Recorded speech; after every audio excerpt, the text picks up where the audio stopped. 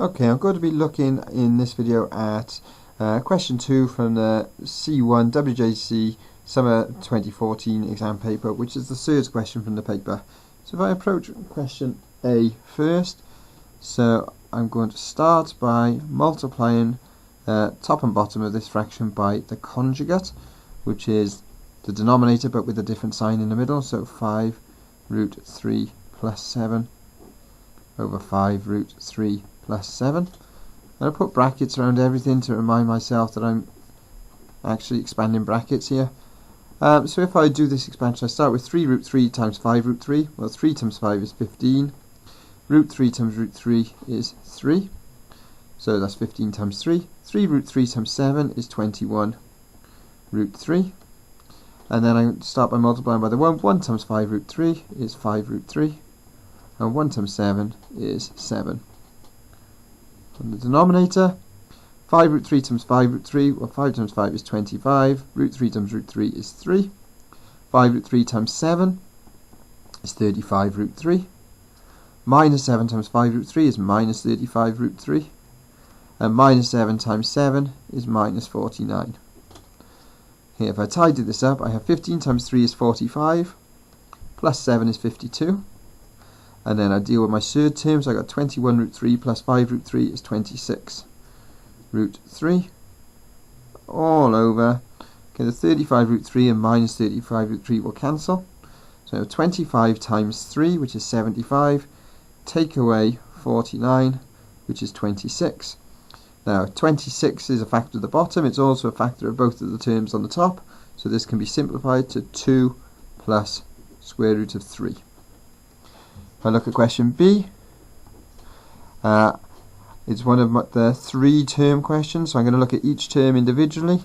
So root 12 multiplied by root 24. Okay, I could work out 12 times 24 and put it in a square root sign. However, because I know that 24 is 2 times 12, I can rewrite this as root 12 multiplied by root 12 times root 2. So this is our root 24 here.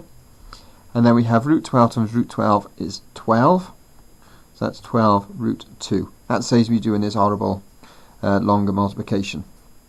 Okay, the next term is root 150 over the square root of 3. So I could multiply top and bottom by root 3. However, when I have a root on the top and a root on the bottom, the first thing I'm going to do is see if this divides, which it does. So I can write that as the square root of 150 over 3, which is the square root of 50. Now 50 does simplify. If I write my square numbers down, 1, 4, 9, 16, 25, 36 and so on, 25 goes into 50 twice, so this is the same as root 25 times root 2, which is 5 root 2. And then my third one, 36 over root 2, I'm going to multiply top and bottom by root 2, which gives me 36 root 2 over 2, and that simplifies to 18 root 2.